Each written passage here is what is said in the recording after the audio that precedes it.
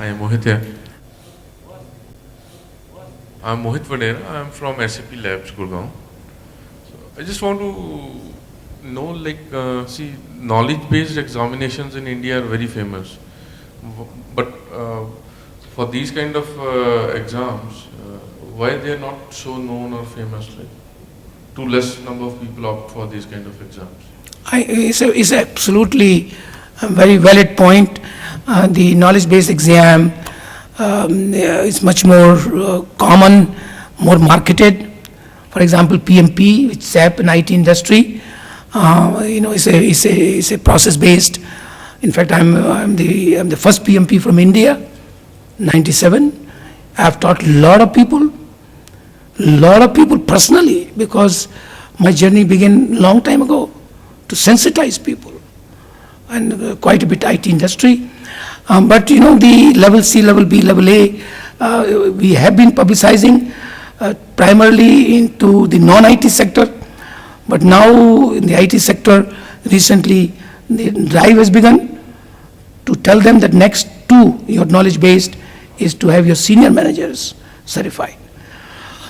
We have been publicizing for last 7-8 years, but the take is little slow, because the IPMA level B, like Mr. Thakur and there are others, and the companies sometimes feel, if they are not project mind oriented, they somehow do not believe what will it do.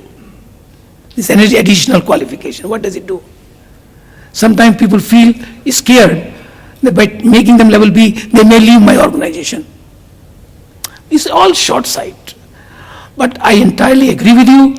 The marketing for the competency based has to accelerate, and we are going to make concerted effort in that direction. We have been doing it, but it's not good enough. We've got to increase more. I entirely agree with you. Second hand, not from the same person. I think I should have been. So second hand from somebody else, then we'll come to the fourth part. Anybody else? I'm Girish from Reliance Industries. You have just shown the statistics on the certified professionals from China and comparison with India. Now, what is that China is doing really to have this many number of certified professionals?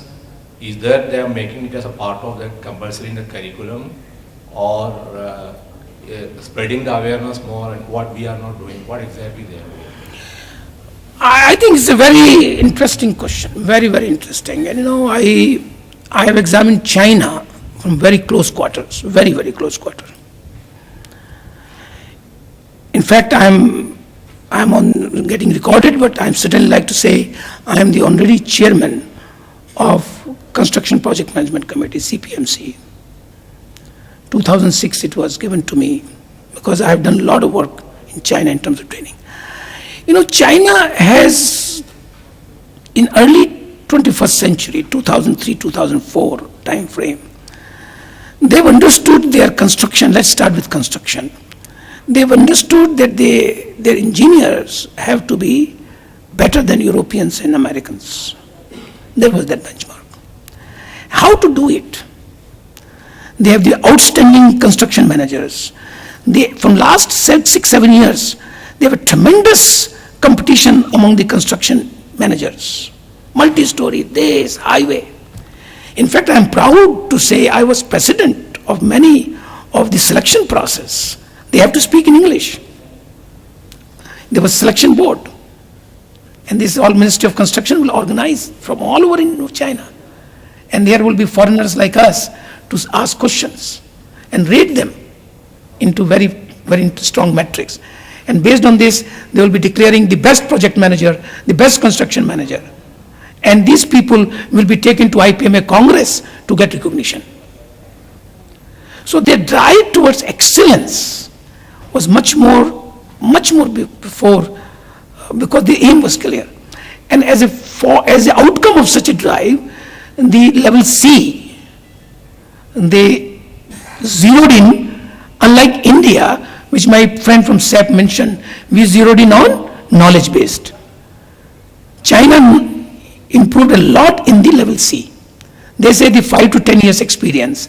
These are the people who are going to be the future leaders. Let me build them up. And therefore universities, curriculum, 3-year course in project management. Masters of degree in project management. Level C, there's so many centers. All these books they have translated into Chinese.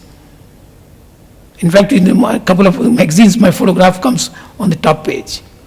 So I've been involved quite extensively.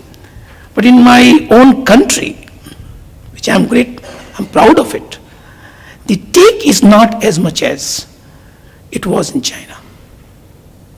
From IPMS side, when I say we need to do this, I think there was much more buying on that statement of mine, and they will start doing it.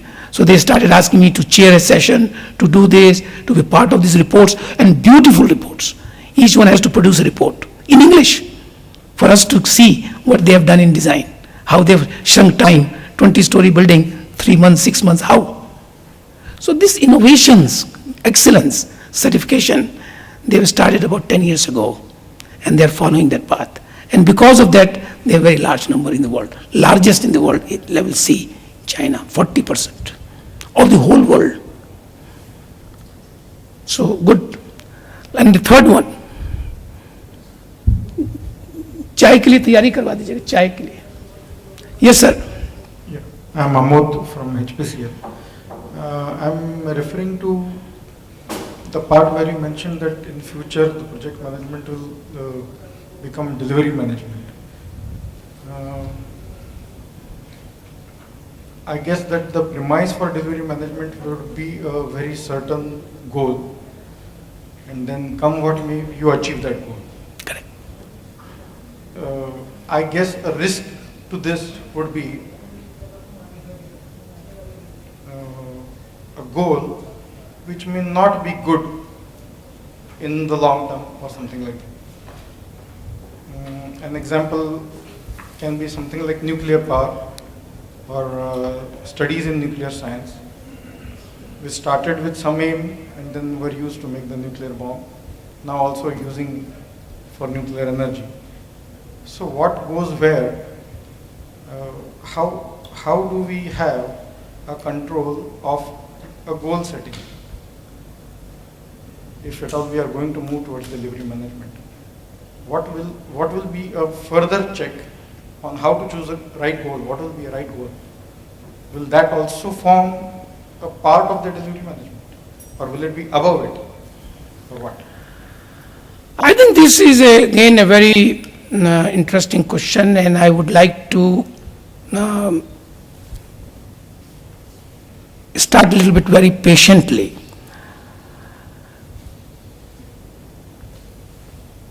Like 21st century, 2012, we have some base to project what we will do. We are not gods of knowing what will happen in 100 years. Based on the 6.6 billion population or whatever worldwide, economy, downfall, Goldman model, collapse, these are not predictable at a global level. The global warming, how can you predict? They're saying it will happen. So the goal setting is with reference to the limited knowledge available in comparison to totality at that point in time. And then you set the goal. When we say goal, we imply for the betterment of the company and the society.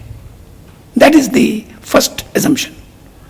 Not to destroy the society, there could be a goal. How do you look at somebody's goal and our goal? Somebody wants to have terrorist things going on. From our perspective, those are negative goals. To disrupt, to take away fire, murders, rapes, they're not good goal.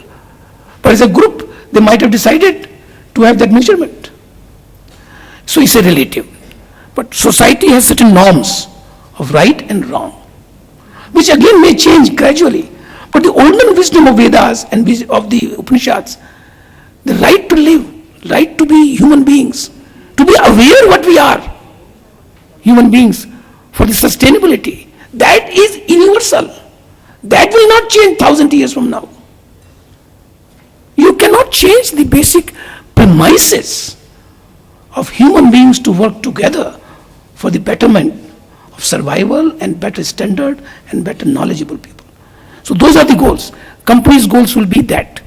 India's goal would be nuclear power, you mentioned. We have to have power to our company, people. There's shortage of power. I was member of the board, independent director for 3 years of NTPC, from 2009 January to 2012 January. We have to generate. On one issue, we have a problem with coal. Coal is not going to have green energy. On the other side, we have a requirement of the social people to provide them, not to give them darkness, to provide them with the brightness. They have right to have brightness. So therefore, the goal setting becomes sometimes optimization. When you optimize a system, some component will not be optimized. The whole theory of control system is when you optimize everybody here, some people may not be optimized. The optimization of individuals will not be the optimization of the whole. That is for sure. Individual strategy to optimize individually will not give ever the optimization of the whole. That's for sure. I mean, that's a fundamental principle of control theory. 501 in control system I did. Therefore, when you look at the optimization, those goal setting have to see in the larger interest of the people, not everybody's. And that's very important. That requires a tremendous amount of stakeholders alignment. Stakeholders alignment. My presentation in ISEC, keynote presentation on 27 June, during lunch break and all, we can take some time off. My 45 minutes presentation was on improving coefficient of harmony, COH, through stakeholders buying in. Improving coefficient of harmony through stakeholders buying in. In everything there is a stakeholder. You want to buy land, you want to procure land, there's a problem, social pressure versus setting up a plant. Right of way problems. The farmers say that you might have been exploiting me and this price and that price. So the society, when you have different elements, states and the government and all this, it becomes a very complicated exercise. But nevertheless, it can work holistically. If all the partners play the game of whole, India first and state later. Collectively we have to see. So that goal setting is time variant. And when maybe later on we decide it was good or bad. When Hitler decided something was for expansion, he thought, and his people thought that is a great goal. But if you look at the sustainability point of view, it was not a good goal of domination and saying I'm better, race is better than yours. So it depends. And the goal setting will have differences, but we are looking at the goals of the organization, society, for the larger majority of the people. That's what it is. So now we have finished our things. We will have a tea break and we will get back at 11:40 from my watch, which currently is 11:25. In 15 minutes we'll come back, and if you can bring cups, I'm sure they will allow us to have cups here, and we will then resume, because we need to capture some time. Thank you very much. Hello. So now we resume the second part. In the second part, what we will do is to ask you to, by yourself, without consulting your neighbor, and write down the answers to those 10 questions. We have developed certain measurement techniques, PMKQ, RMKQ. PMKQ is for project management knowledge quotient. We have worked for 48 questions, and I'm going to tell you later. This is RMKQ. This is not a full-fledged RMKQ. Full-fledged RMKQ has 48 questions, but we have taken a small part of it, 10 questions, to judge where you are. In the risk management, contemporary risk management, where do you stand? Each question carries 1 mark, and kindly answer, put down your name and the name of the company. This is confidential between you and me, okay? Nothing to do with anybody to know about this. So kindly appear in this 10 questions by yourself, and then we'll see. Time given is 10 minutes. there is a negative marking. Negative marking. So in order to improve your score, if you're not sure, don't write the answer. Your score will be better. कोई बात नहीं है ये. How have you done? Reasonably okay? On a scale of 10, what do you think? How many people think that they will get more than 7? 1, 2, 3, 4, 5. Very optimistic you are. I congratulate you. You are bringing the air of optimism. How many people less than 4? I'm very happy. There are not too many pessimists. And of course, in between everybody will be. I am asking my colleagues to give you a rating. My personal guess should be that you should be able to score about 5, 4.8 to 5. That is my assessment.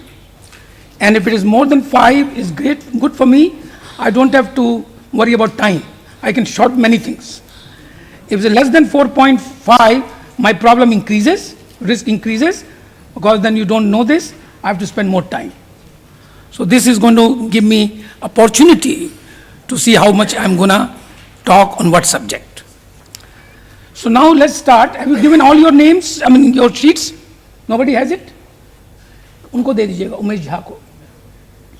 The logo here is win, risk, lose. When you take a risk, you could win or you could lose. What is the difference between a pure risk and a business risk? What is the difference between a pure risk and a business risk? So the answer, he says, a pure risk is a risk of loss that cannot be prevented. A business risk is a risk of gain or loss, as in a risk of a product making or losing money. So he says answer is D. We will come to the conclusion when we go through. Whether it's right or wrong, I cannot comment at this stage. Now you understand what I mean.